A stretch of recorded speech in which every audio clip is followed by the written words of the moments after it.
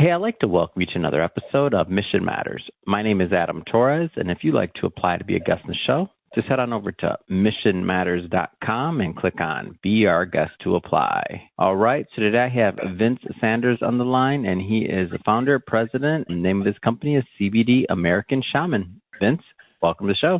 Thank you for having me, Adam. All right, so we got a lot to talk about today. I know that you're helping people feel better through their bodies through pain management supplements like 7-OH and CBD. So we'll get into that and also the current state of your company and really how you scaled it. But first, just to get us kicked off here, how did you get started in business? Like, where did all that start from you? So in business in general, I've been self-employed basically my entire adult life. I've got entrepreneurial people on both sides of my family, so I grew up seeing a lot of self-employed entrepreneurs and business owners. So I learned a lot just, by watching and listening. So I picked up a lot, and, I've always been pretty independent, just natural risk taker. So I've done a host of different things, as, most entrepreneurs, if they're long-term, have serial entrepreneurs, I guess. But the way this business came about, which is about 10, I guess it's almost 10 and a half years ago now. It was March 1st of 2015. Was even not an idea of a business, which is even crazier. I mean, my skill sets as an entrepreneur for many years certainly have, built the business, but the whole idea and driving factor had nothing to do with it. I had a loved one that was suffering with 4th-stage lung cancer. I was dying very quickly, and I was desperately looking for something to slow the progression of that cancer, right? At the end of the day, I'm like, look, if we can kick the can down the road a year, 2 years, whatever, God willing, there's some other treatment comes by then, and then another, and then, someday we cure it. Who knows? But, to sit and watch somebody die in 6 months was not part of my game plan, and I was just sure something like that existed. I just, I assumed it wasn't FDA approved. It was some kind of, testing drug that was going on somewhere and was available out of Switzerland or Mexico City or something. So I just glued myself to Google and just started searching, right, over and over and over, and going down the rabbit holes you do. This leads to that, and that leads to this. But interestingly enough, a lot of the early searches were cannabis, and I was like, look, I get cannabis for taking care of pain and anxiety and increasing your appetite, that's been knocked down due to chemo, but I'm looking for something to actually slow the cancer. And after a couple months of literally not finding anything, out of desperation, I started clicking on some of the cannabis ones. And one of the very first things that came up wasn't THC at all. It was CBD, and specifically for lung cancer. And there was actually studies, for small cell lung cancer in Israel and Spain and England, and they were quite positive and promising. I'm like, this is insane. How come I didn't click this to begin with? But long story short, you as you begin to read and research this is 2012, you find out, that is the number one cannabinoid in wild cannabis or hemp. It's been bred to be higher and higher than THC, the psychoactive cannabinoid, but in nature, CBD is actually the number one.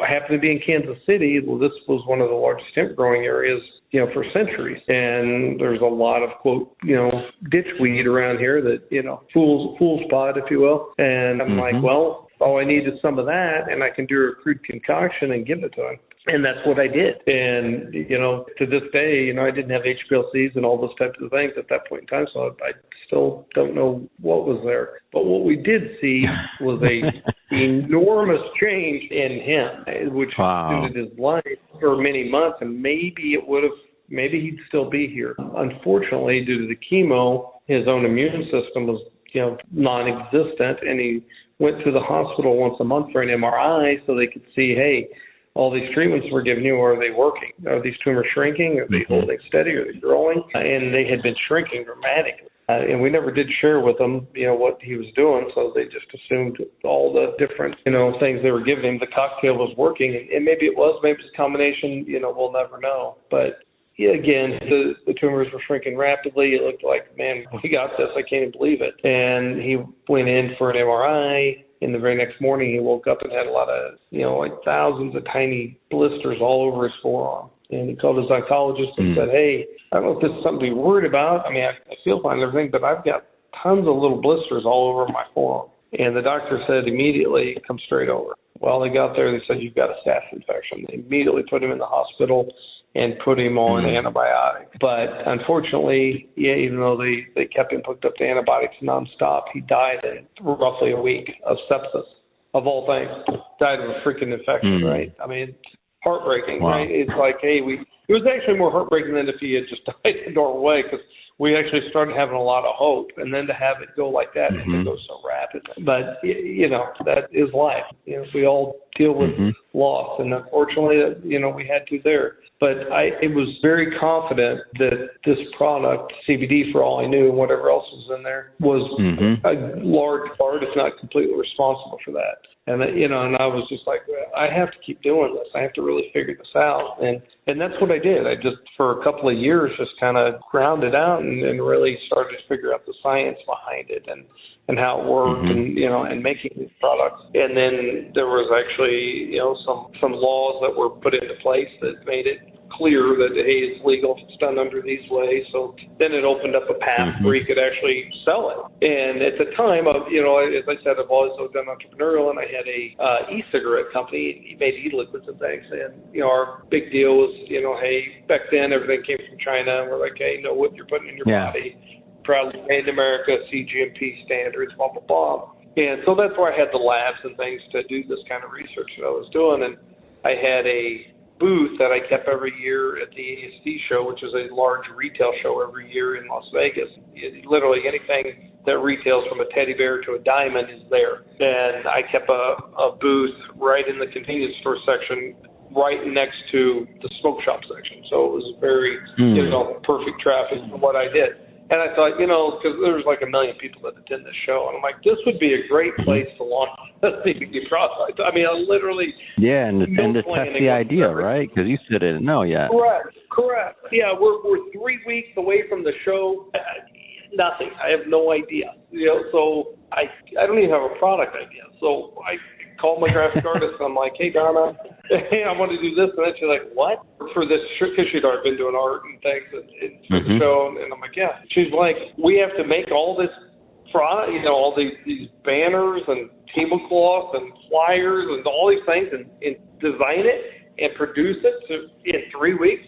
She's like, well, Vince, you need to come here like right now. So I do. And, she's like, well, okay, so explain it to me. So once I do the thumbnail sketch of what it is, it doesn't get you high, it's not illegal, this is, it's a health and wellness product. She's, okay, well, what is it? How's it look? How's it feel? And, in your mind. I'm like, well, it's all natural. It's like, it's plants, it's earth, it's buckskin, it's stone. I'm just throwing out these random thoughts. And she's just taking notes. And then she's like, well, what's the name? And I'm like, Donna, although I've been working on this for a few years, I never really formally thought of it as a company until I literally thought about it yesterday and called you.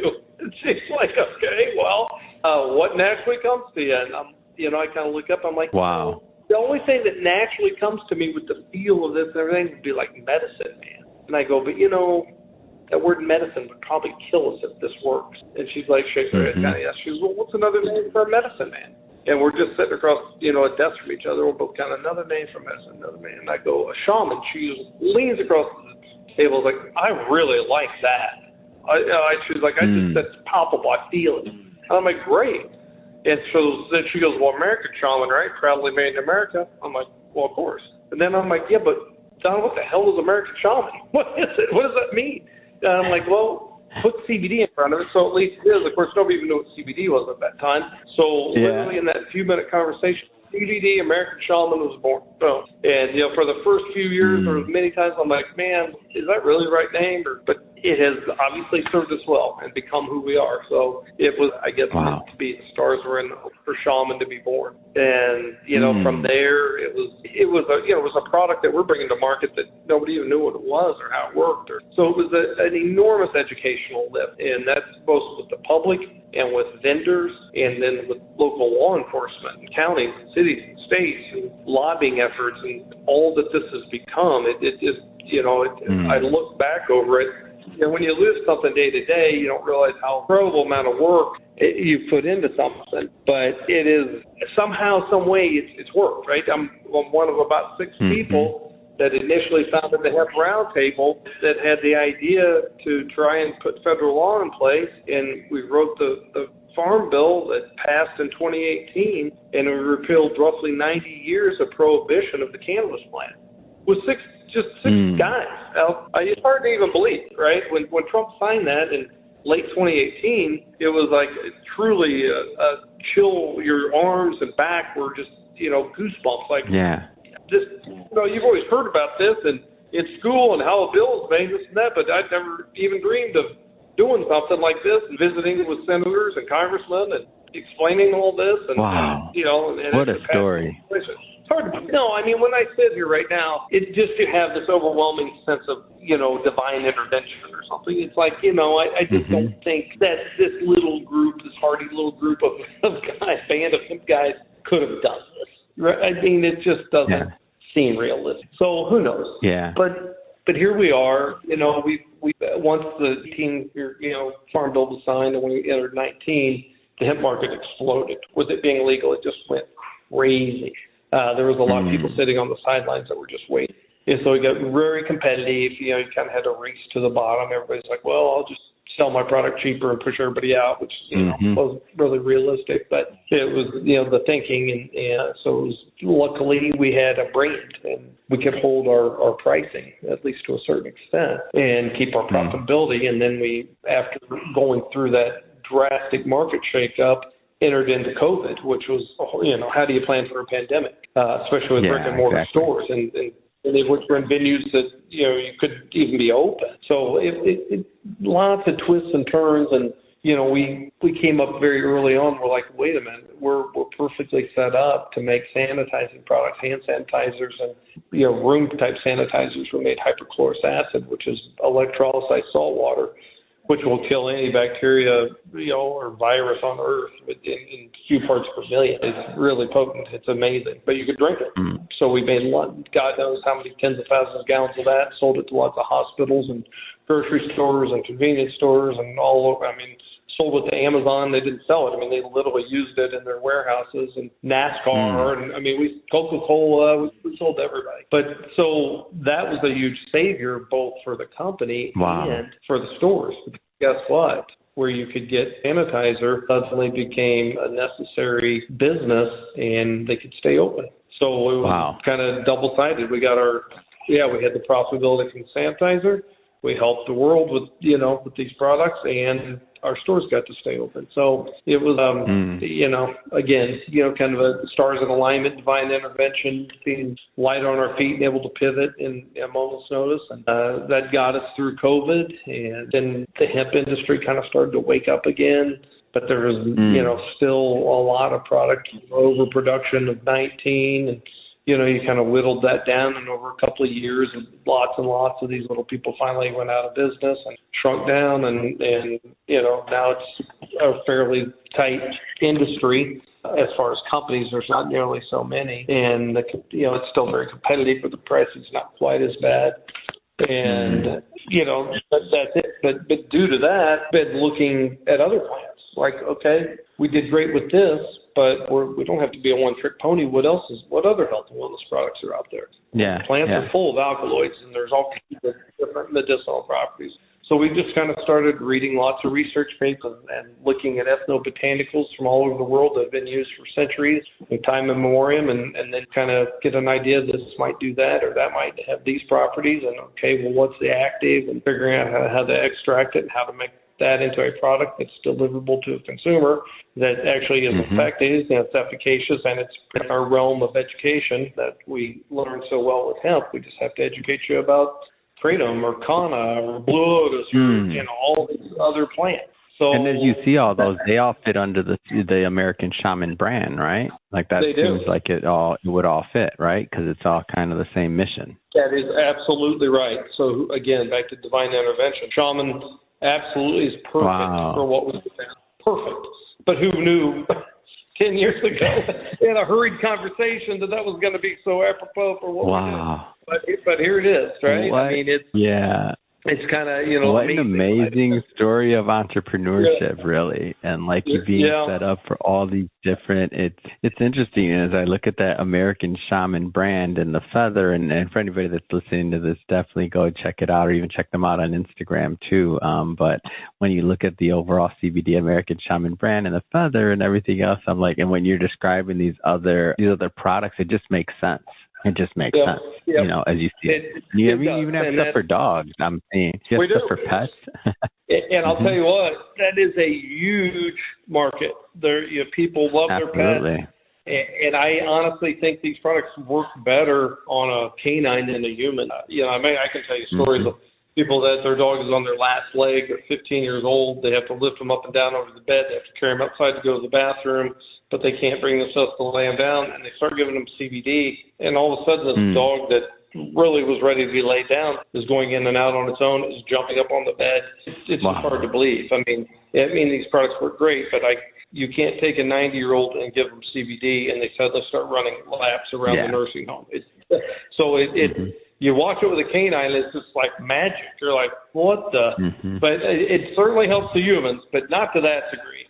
One thing that I love about that is, especially early on, a lot of people are like, well, how do you know that it's just not placebo effect? It's not just in your head that, I feel better and my mood is better. How do you know it's really the CBD? I go, the best way for me is watching what it does for dogs, because they don't have a placebo effect. They have no idea what was in that chew you gave them. They just ate a little cookie and suddenly became, suddenly we're running around and jumping up on the bed again and going in and out, and what else did it? So it's really interesting, but it works well with horses, cats. We've used it on a host of animals. But this is when you're in areas like that are gray, if you will, it is so difficult to stay on the right side with labeling and not making claims, but yet selling a product.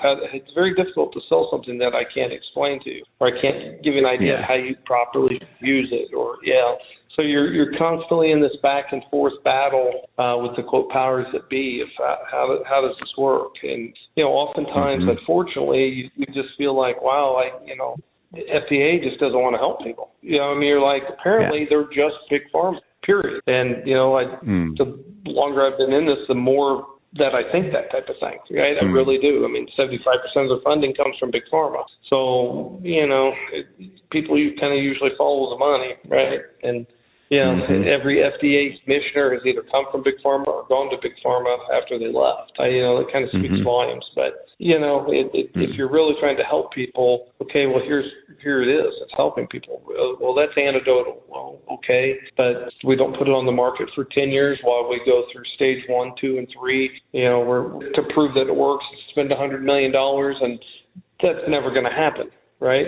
So what an easy way to raise the bar high enough that nobody in a supplement space can clear it. And that's unfortunate, because there's a lot of natural products that can dramatically change people's lives for the better that, if people like the FDA had their way, tens of millions of people would be denied. And it's sickening, really, But here we are. That's the world we live in, and that's the game we're playing. And we have to figure out how to work within those rules, but still do what we do. Yeah, this has been great having you on the show today. I love the story. The logo. Shout out to your graphic designer who helped you put this out and grab this and get this vision out of your head, and then also your team. So I know you mentioned you had a team that you're partners in the beginning, and maybe they're still there. But either way, it obviously took a team effort, and even just your story of being able to pivot during the pandemic and step in for some other vital needs in the country and otherwise, the divine intervention in this whole story is just so inspiring to me. If somebody's listening or watching this and they want to follow up and they want to learn more about CBD American Shaman or connect, how do they do that? Well, obviously we have a website that is as informative as we could possibly be, cbdamericanshaman.com. But you do have phone numbers on there that you could call to kind of get in more information, a little more in depth. Or if you happen to live in a city that has an American Shaman store, you can go in and get educated by, a shaman professional. We take it real serious in our training. If you're going to work at a shaman store, we have a 2-week online course, then a 1 week here at corporate, and then you go to a corporate store for another week. So you have a month of training. And all of our training courses were put together by researchers and physicians. These are honestly the most in-depth training courses on cannabis you could find. I've actually offered it to people in the cannabis space, in the marijuana space, but it's a different business model, different mentality there. It's like, but don't you want to educate people? I just point out the highest THC. Yeah, but, I already get it, and I see how your entrepreneurial mind works on this one. So, and for everybody listening, just so you know, we'll definitely put the links in the show notes so you can just head right on over and check out CBD American Shaman, and also the social media too. I checked out the Instagram, definitely worth looking at. And speaking of the audience, if this is your first time with Mission Matters and you haven't done it yet, hit that subscribe or follow button. This is a daily show. Each and every day we're bringing you new content, new ideas, and hopefully new inspiration to help you along the way in your journey as well. So again, hit that subscribe or follow button. And Vince, man, it's been a pleasure. Thanks again for coming on the show. My pleasure. All right, thank you.